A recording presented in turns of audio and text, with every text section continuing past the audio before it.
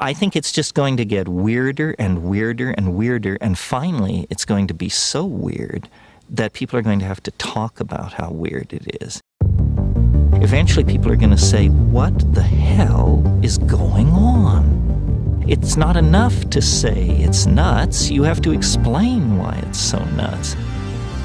The invention of artificial life, the cloning of human beings, possible contact with extraterrestrials, the systems which are in place to keep the world sane are utterly inadequate to the forces that have been unleashed. Welcome back to Forbidden Knowledge News. I'm your host, Chris Matthew. Today my guest is JC from Belfast Angelic Healing. Check out my films Doors of Perception on Amazon Prime, Occult Louisiana on Tubi, Roku Channel, Apple, and more. We're booking guests for November. If you have suggestions or you'd like to be a guest, email me, forbiddenknowledgenews@gmail.com. Today I want to welcome JC. He is a healer that works with angelic healing, Reiki, NLP, and hypnotherapy. JC, welcome. How you doing? Good to be with you, Chris. How you keeping? I am great, and thank you again for being able to appear on such short notice. I really appreciate that. Today we're going to share your journey into your angelic healing modalities, which include paranormal experiences growing up. I also want to share your techniques that protect against dark entities that may attempt to manipulate our reality. But this is your first time on. Before we get to any of this, tell the audience just a little bit about yourself and let them know how they can find out more about you. Of course. Well, yeah, thanks again very much for having me, Chris. And I'm JC. I'm from Belfast Angel Healing, Belfast, Northern Ireland. So yes, you can find me quite easily on belfastangelhealing.com and just Belfast Angel Healing on Instagram and Facebook. Pretty straightforward and pretty obvious name, but I roll with it, in the words of Oasis. Right on. So yeah, I'm very glad to be here, and I've been doing this for really quite some time now, and there was a real gap for it, Chris, in Northern Ireland's market. Sort of a lot of curiosity towards the esoteric, the metaphysical, even the occult. Even the word kind of scares people. But you were even mentioning Gnostic terminologies, and I can speak in those, and I can speak in the Kabbalistic or any other modality, the Hermetic, you name it. But I think ultimately we all kind of know whenever we're talking about the same thing. It's just a different language that might be used to describe the same thing. So I don't get too lost on technicality, and I'm somebody who's really very focused on results. And in regards to what I do, I certainly get them. I've been blessed with a lot of very good testimonials, a lot of clients who've had a lot of big turnaround. And I'm happy to tell you how I got started on this journey, because it was very unexpected. And I think, like, I'm sure that a lot of your listeners have had supernatural experiences, particularly when they were young. And there's something about them, Chris, that just sort of, it sticks with you. And they're so inconclusive whenever they happen. So, they completely shake up your version on reality, and the situation either ends or you leave the situation, as was the case with me. But that rumination that follows, it's like a bit of a jigsaw puzzle, really, isn't it? You go back, and in your head, you're like, now what was that? And what could that be connected to? And is X connected to Y here? And if so, what's Z, or Z, as you would say in America? Right. And that sort of, that stuck with me for a long time. So I'll tell you the story about what happened to me whenever I was in my teenage years. So, I'd had sort of a transcontinental life, and I'd returned to the country from time spent in America. And I was out with friends, and I came back, and I was, I think 16 or 17 at the time. And my mother met me at the door of the place that we were living at. Very, very strange expression on her face. And inside I thought, oh no, has, somebody in the family passed, an older relative or something like that. But eventually she fumbled it out that there's there's a ghost. And I was like, what? You know, I didn't expect those words to come next. It was a bit befuddled.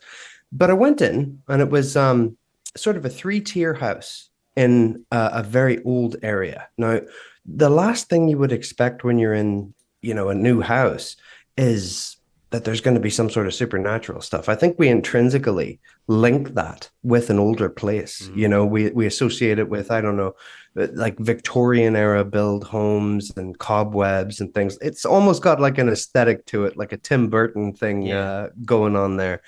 But this was not that. It was a new house, but it was in one of the original Mesolithic landing zones that was the foundation of Ireland. So you're talking old, old, old. And I digress. I went up to the second level of the house that night, and there was a boom, boom, boom, boom, heavy, heavy footsteps, audible, tangible, coming from above. And all of my family were sleeping in the middle row of the house. Nobody was up where the beds were.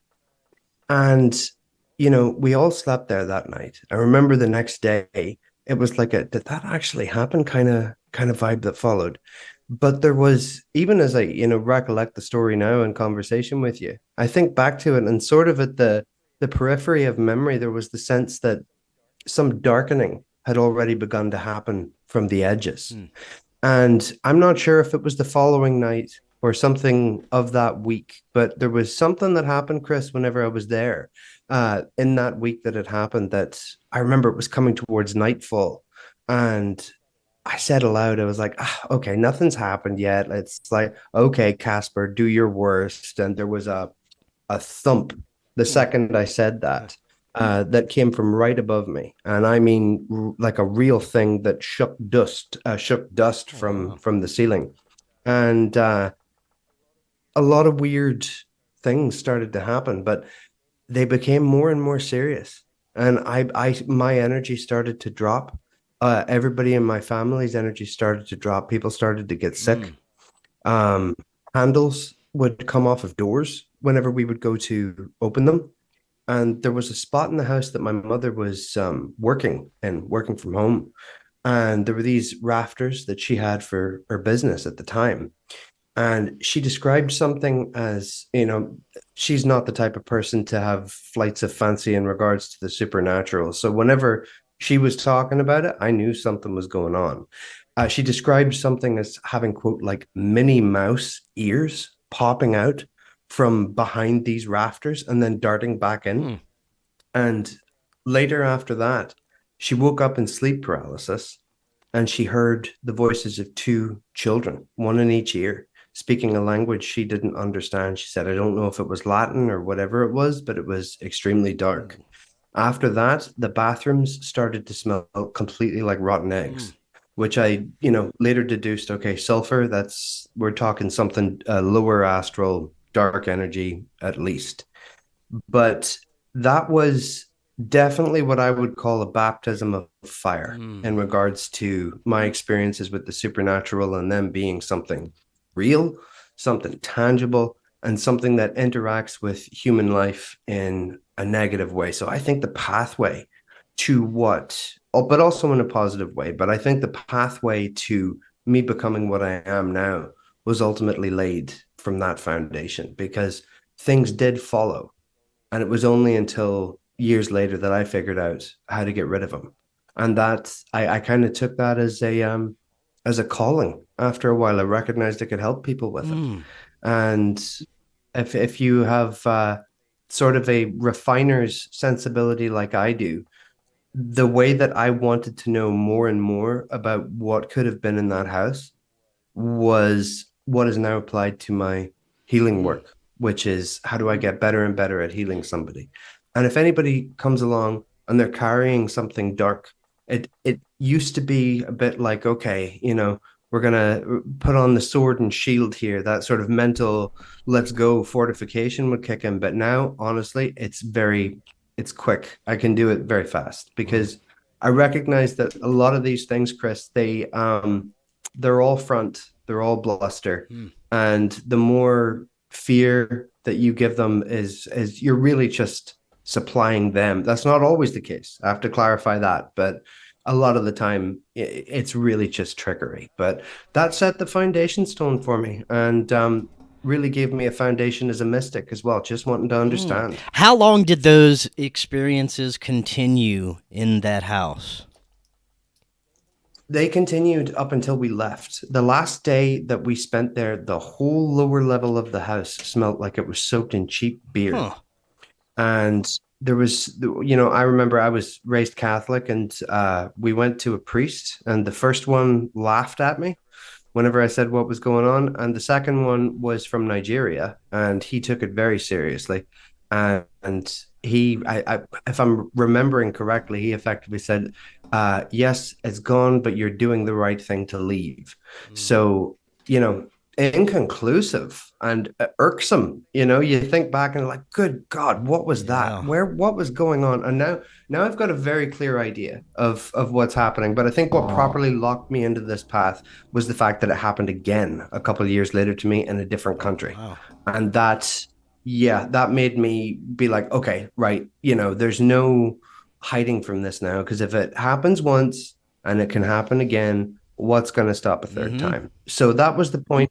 That was the point in time where I sort of started adventuring across mysticism, and because there was some really scary stuff that happened to me whenever I was in the States, and figuring out how to get rid of that whenever it severely affects other people's lives, and being able to stop the bleeding, stop the fissure, and just like get them back to good vitality, spiritual health, keeping all the dark stuff away, and give them a foundation to get back up and help the person.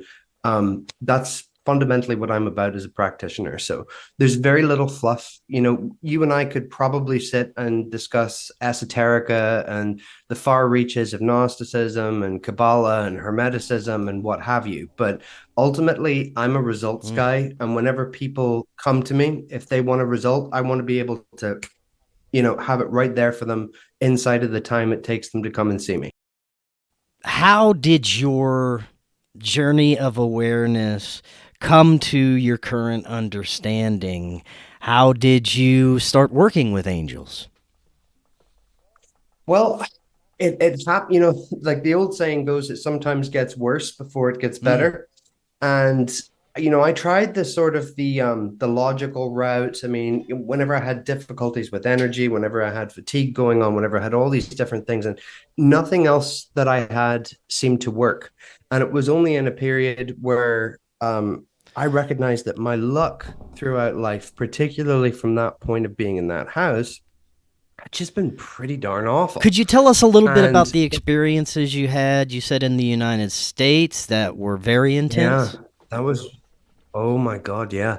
There was, there's something kind of spooky about, when you get out towards the more rural parts in California, towards Thousand Oaks or Simi Valley, or just these empty parts that are there. I found something very strange about those places. And the spot that I was in, I had what I would call the mental image that comes to mind is the Cartesian cross. The cross that goes in all directions. And I had one of those, I call them Cartesian moments at that house, because it only started after the last person who was in the house retrieved a mezuzah off of the door. So, the Jewish protection charm effectively that was there. And I was doing my thing like I did in the first house, where I was calculating, when did this start? Was there a trigger event? And we were already in that place before he took the mezuzah off the wall. And so I thought to myself, that was doing something. There was something in that. And if I want to stop this happening again, that's where I need to start looking. And that was the beginning of my journey to Kabbalah. So the Jewish mystical thing is ultimately my core terrain, no question. And it was that little Cartesian hinge moment that made me recognize that there was a lot of power in this. So, I started exploring magic and mysticism. A lot of the stuff was working, but in magic, you got to be careful. There's some duplicitous folks out there for sure. Not everybody's nice, and I sort of view magic as in some senses, it's kind of like having a gun. So you have to be, you've got power. If you're talking to another magician, they've got power. So you have to kind of count on them being sane, ethical to make sure it doesn't turn into a gunfight. But I had somebody in my life who was very duplicitous, sneaky, and ultimately draining energy Mm. intentionally. And it led to a big climax a couple years after that. And, I discovered the work of Damon Brand and the Gallery of Magic. And that totally, really, I would say quite literally saved my life Mm.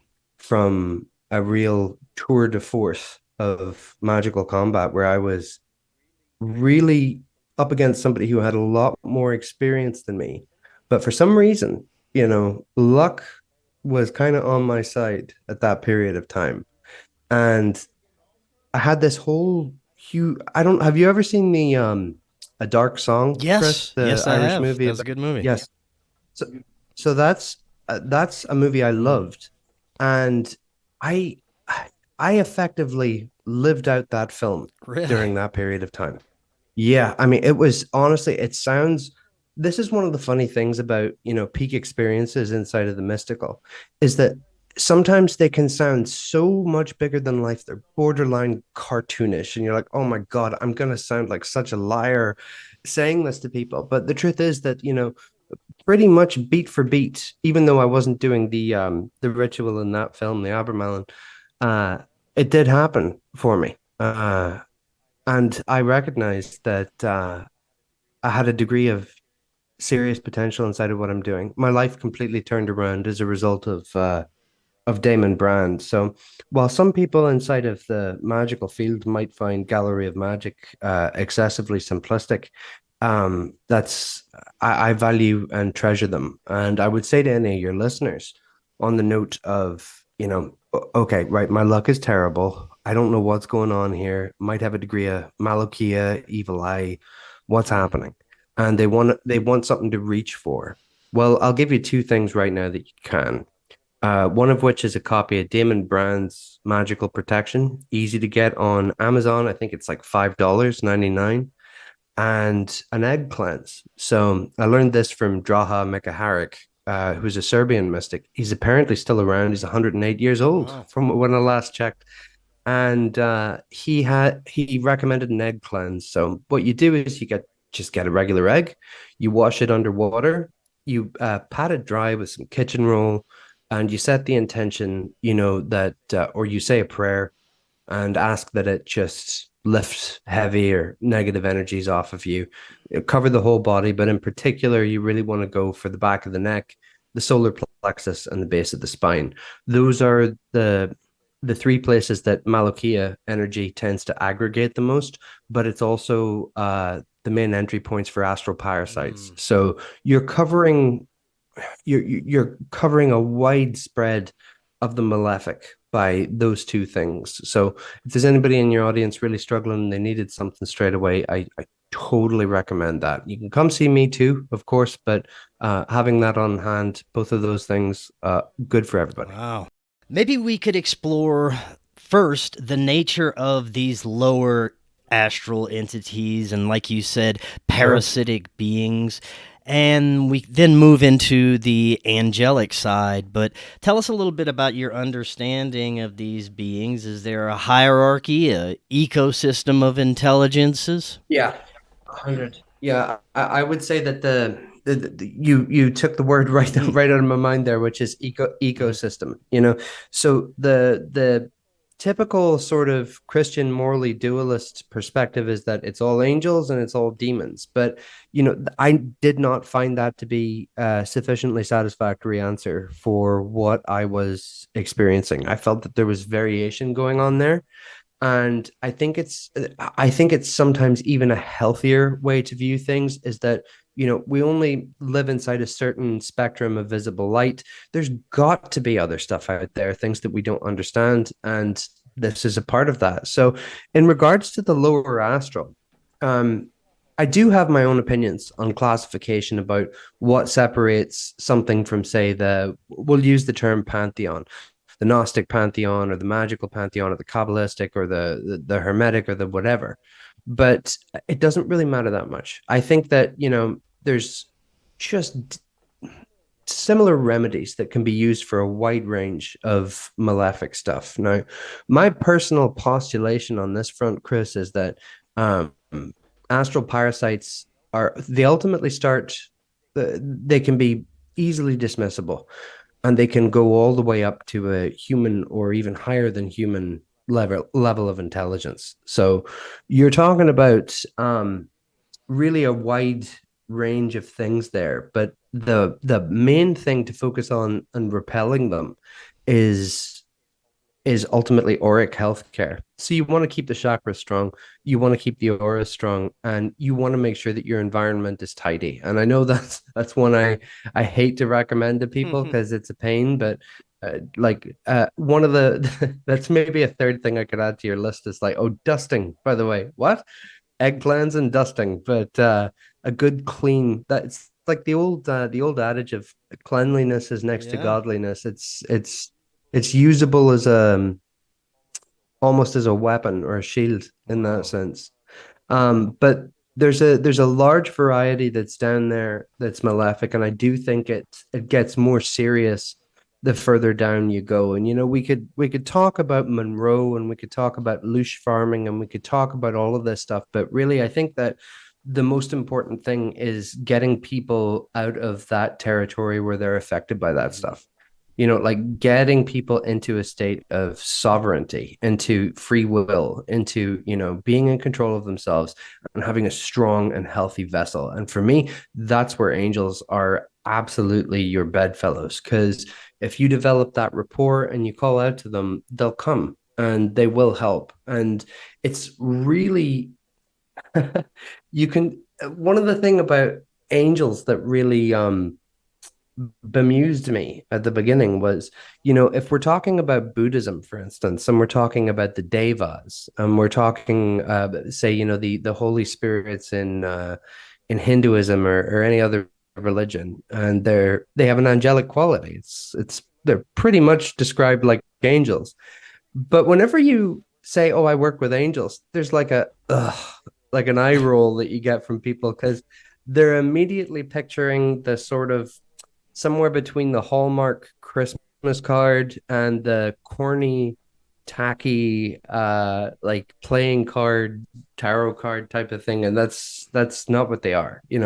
These are really extremely potent, lightning hot instruments of divine will that correspond to the divine spark inside of each human and will listen to it upon command.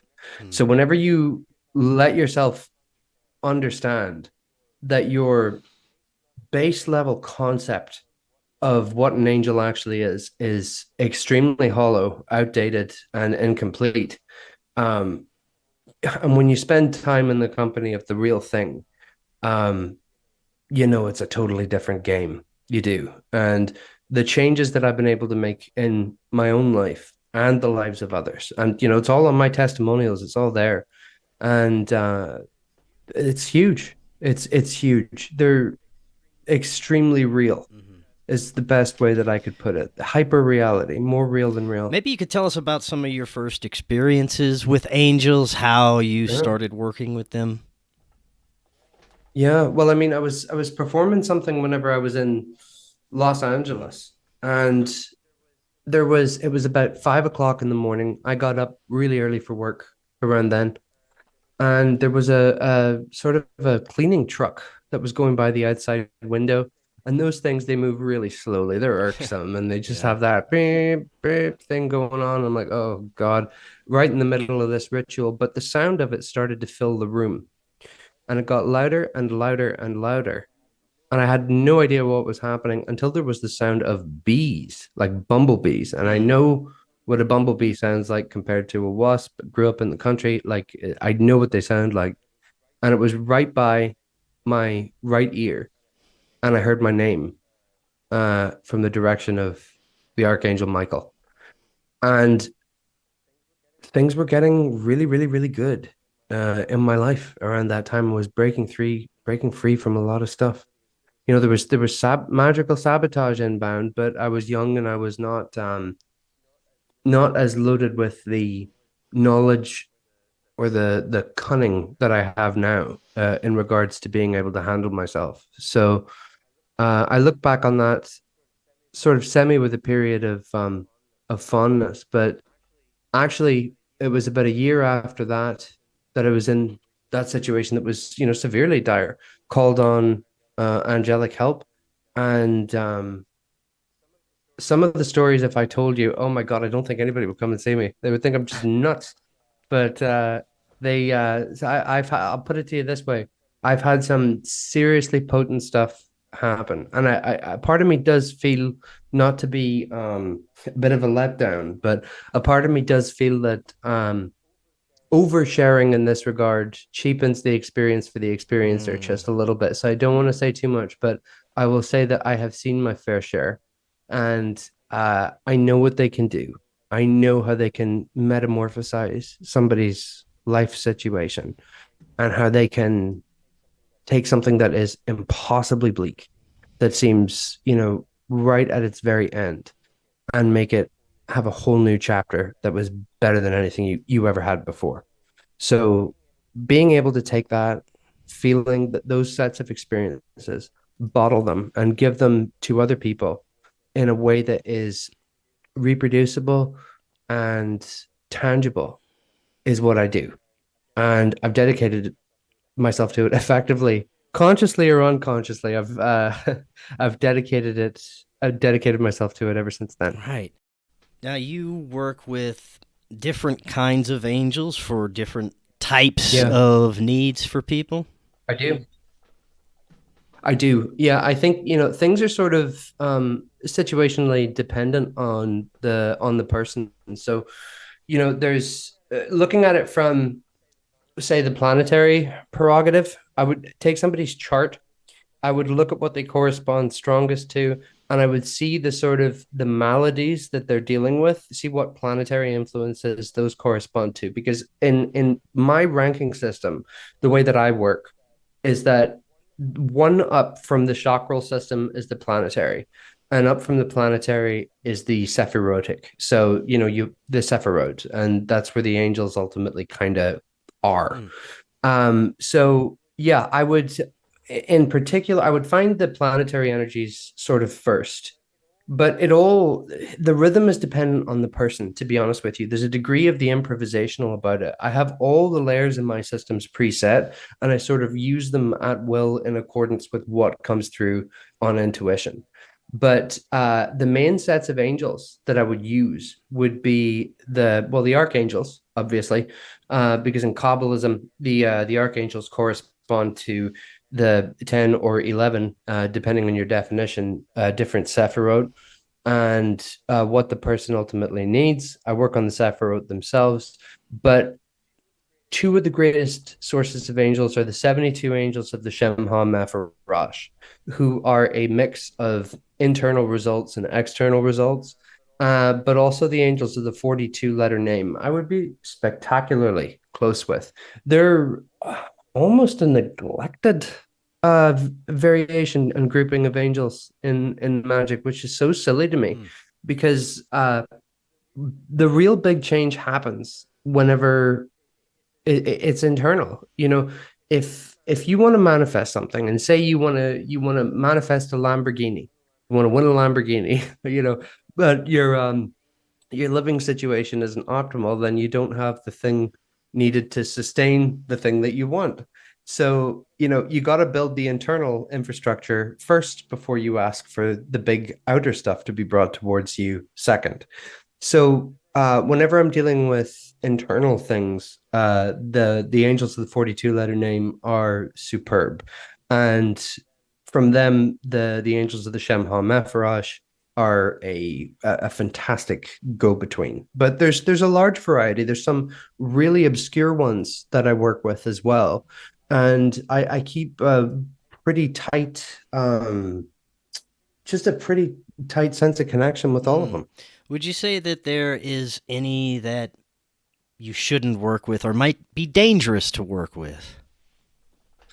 Ooh, good question. In my experience, like I don't necessarily point down. So whenever people talk about like anything that's, outside of the angelic or sort of too far out or sort of darker in nature, I'm like, I total respect for everybody's path, total respect for whatever anybody wants to do, but it's just not my Right, thing. right.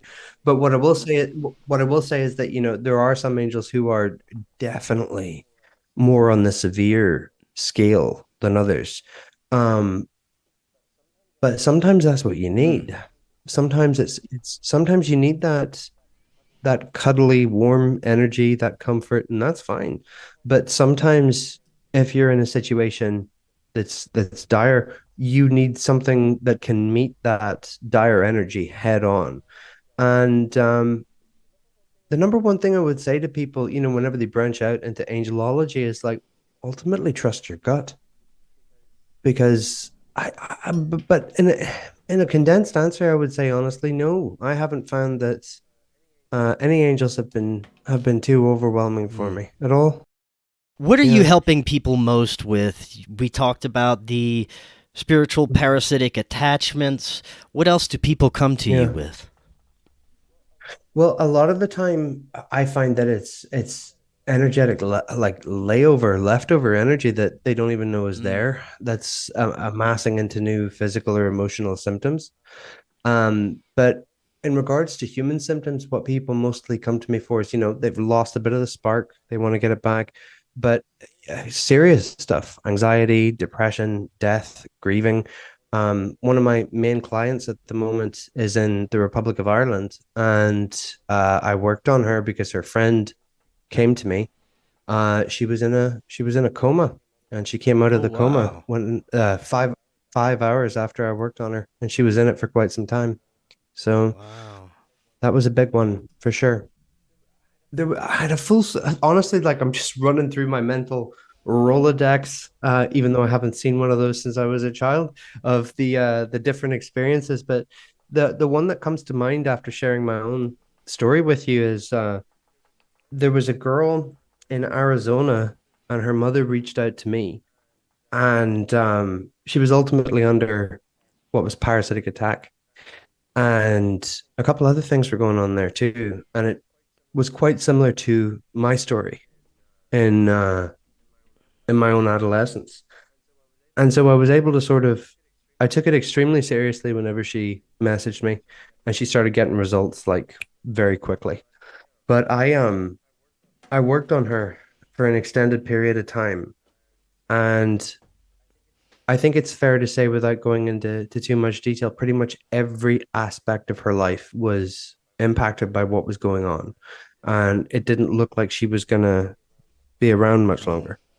And completely reversed, completely reversed. Now she's healthy, happy. She's going to high school. She's got new friends. And that, I don't think that was even a year ago. So I've had some really genuinely peak experiences where people have turned around. And my place in all of this, I ultimately see is I I'm really just let myself be an instrument in one regard.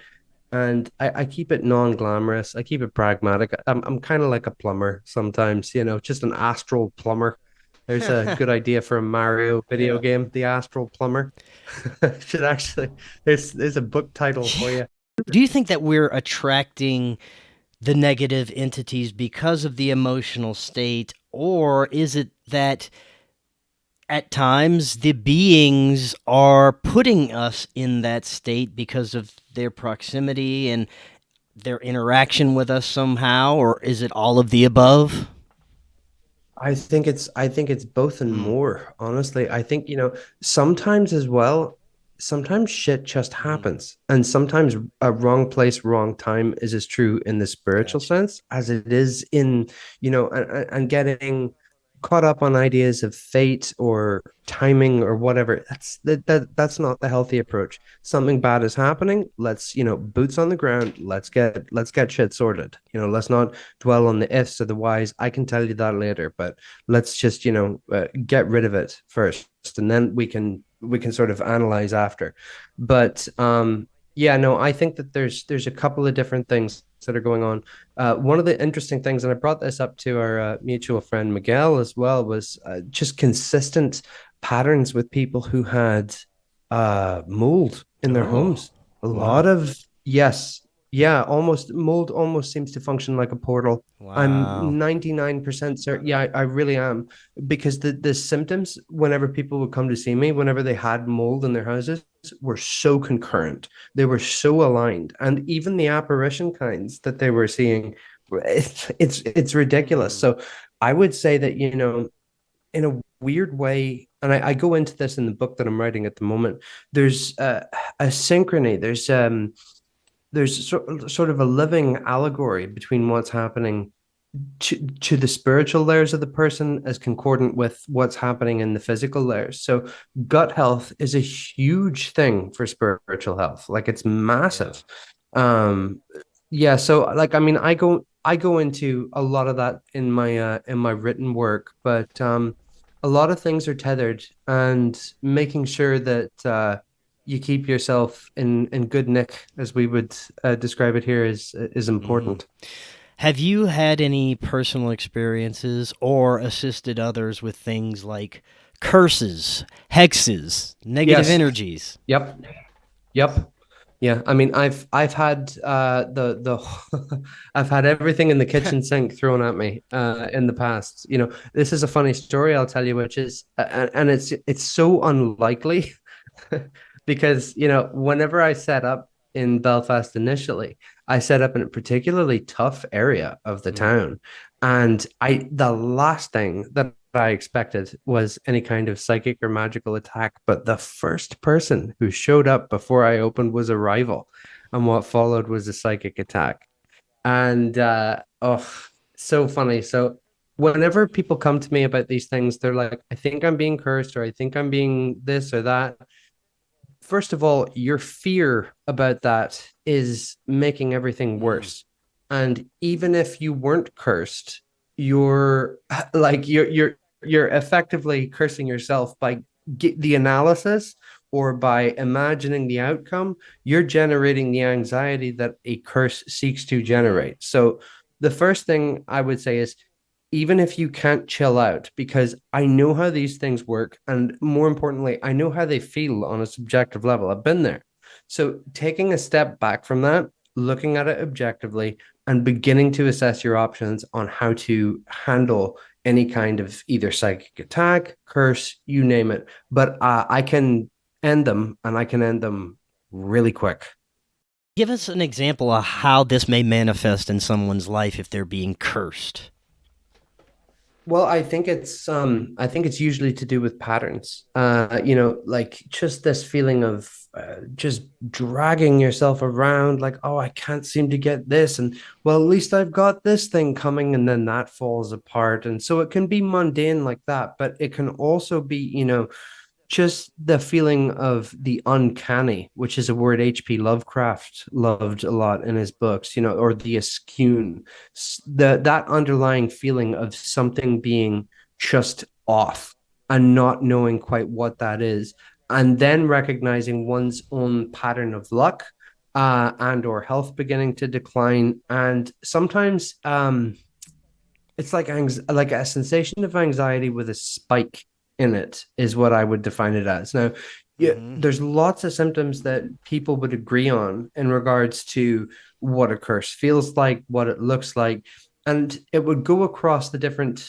diagnostic grids that I work with, which correspond to the different means by which magical or spiritual energy manifests itself. So, you have, for instance, the causal, you have the direct physical, and I sort of evaluate across that playing field and across that rubric what's happening to somebody, and I'm able to deduce what kind of energy is in it, where it's come from, and how to repudiate it. And I've had so much practice at this now. Whenever people come to see me, that I can reverse it very quickly. It's sometimes I deconstruct it while I'm figuring out what it is. It's very hard to articulate in common speech, but it's something I can handle very Mm. quickly. Maybe we could get into some methods that people can protect themselves from some of these things. Yeah, I think that, if we're talking about magical technique, I think that everybody has to sort of find their own path there. But, I really don't have a single bad thing to say about the Gallery of Magic. So I recommend the Magical Protection book first and foremost there. And you can branch out yourself and, figure out what's for you and what's not, because, you have to develop your own palette almost like an art. But in regards to things like Malakia, there's another book I'd recommend, which is also aforementioned in the chat, which was Spiritual Cleansing by Draha Mikaharik. Excellent book, easily found in different places as well. So you want to go for like different baths. You want to, yeah, sometimes a cinnamon bath will do it. Sage and basil are extremely useful for it, as is Chandrika soap, which is an Ayurvedic soap, combines different herbs, different spices that, when applied to the body, can sort of get the astral chaff off and the layover off of the body as well.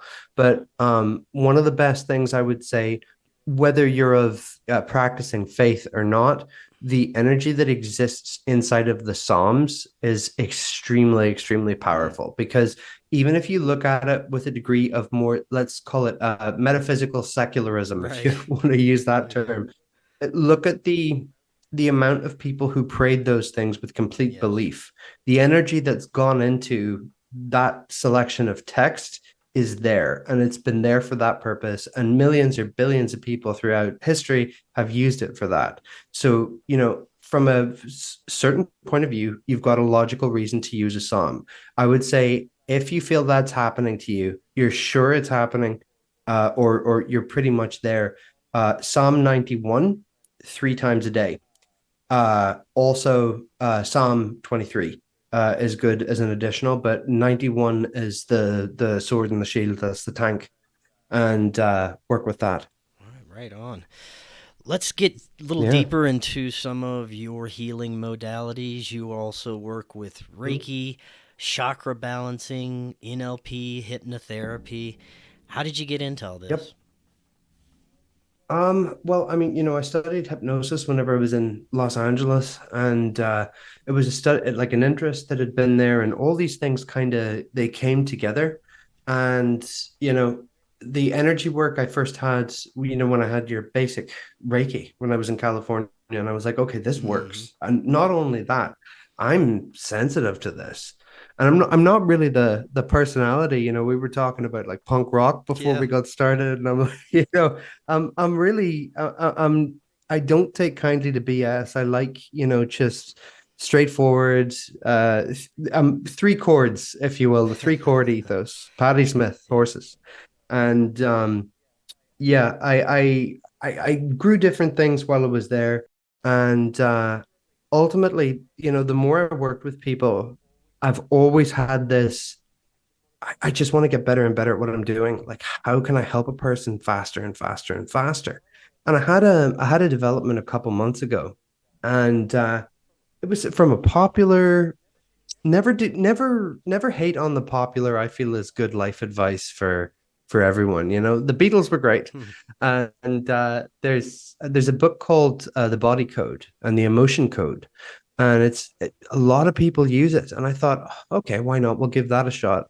And I found that in regards to like personal blockages and energetic blockages, this very, very simple modality that he created works really very, very well. And you can work it on yourself without much knowledge of energy work. Mm. So I drew inspiration from that.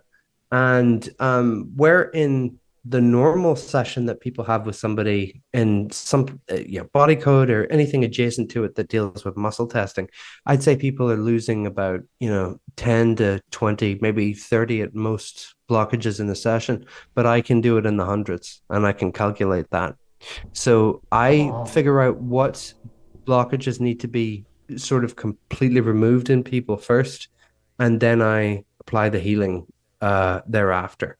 And Yeah, every session is different for every person. Mhm. What's needed. Talk a little bit about how you're using NLP and hypnotherapy to help people. Sure. Well, in one of the meditations that I use whilst I'm working with clients, I basically install anchors for the self-defense that I teach in regards to, energetic Mm. protection. And this is, came across a lot of these things from, they're really, really top tier, Chris. They're really, really like they had to be dug for. And then I sort of have this mindset of, okay, how do we simplify this? How do we get it simpler and simpler so people can do it quickly without losing any of the potency?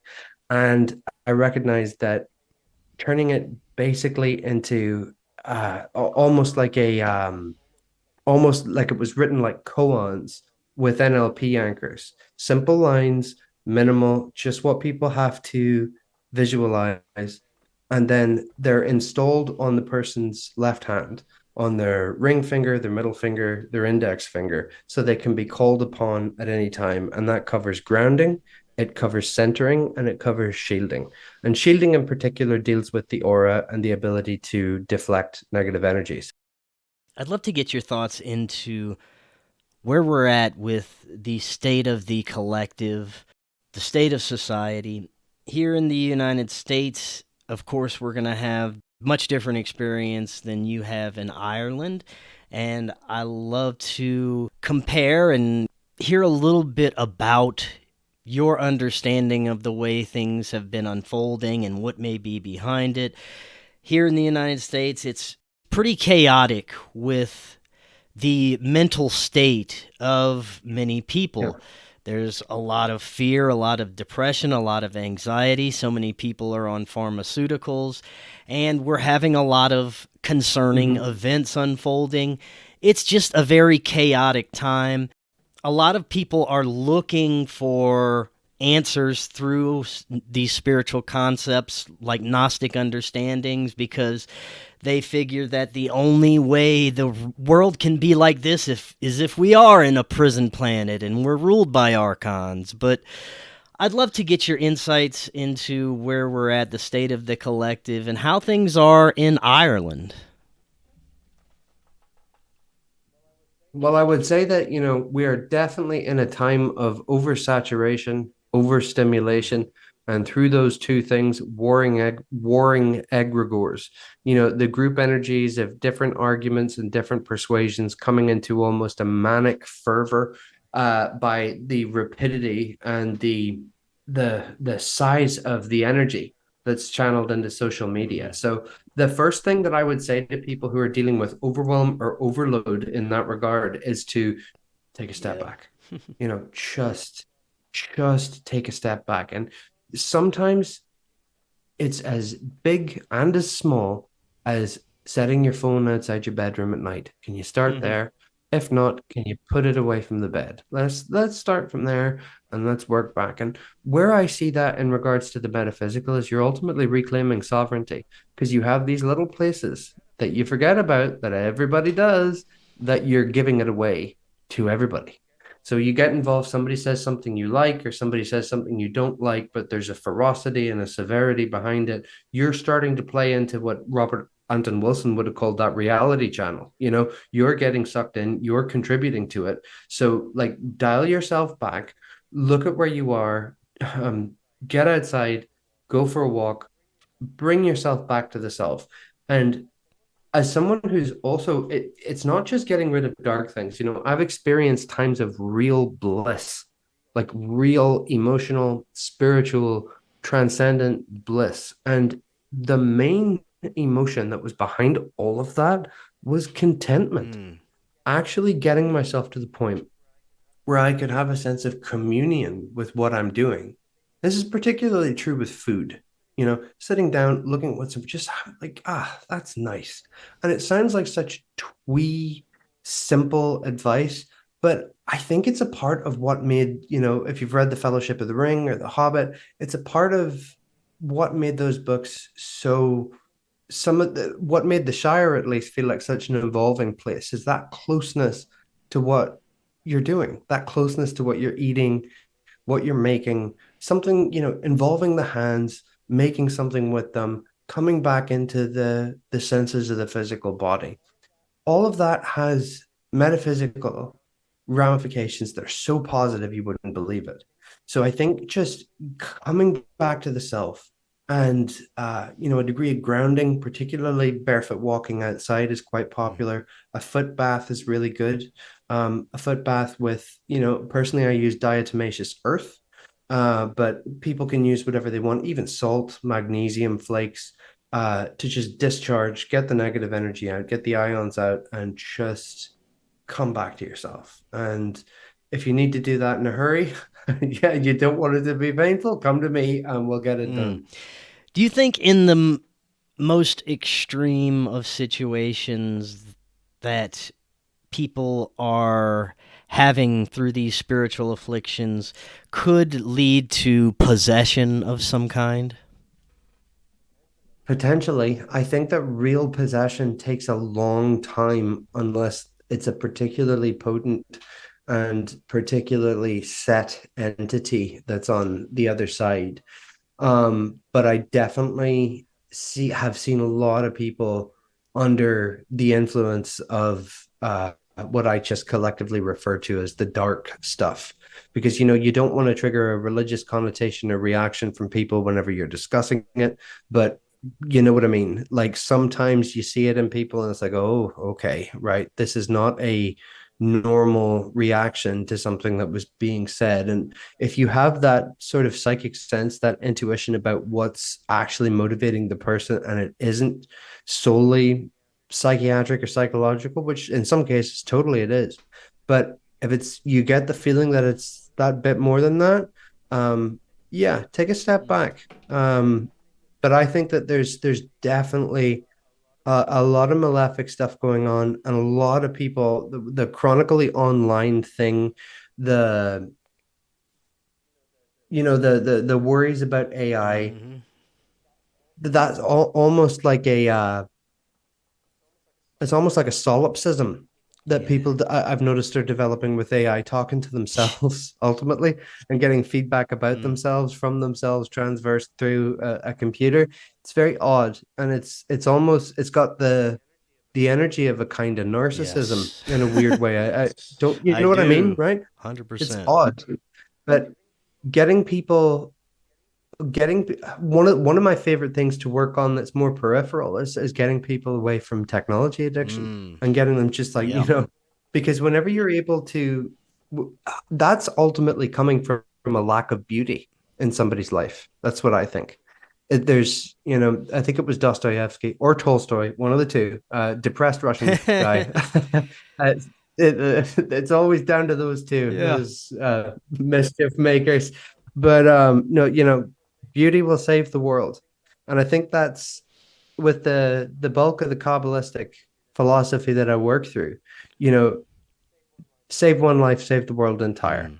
The inside is the outside. The big and the small are the same. When you help one person, you help the world.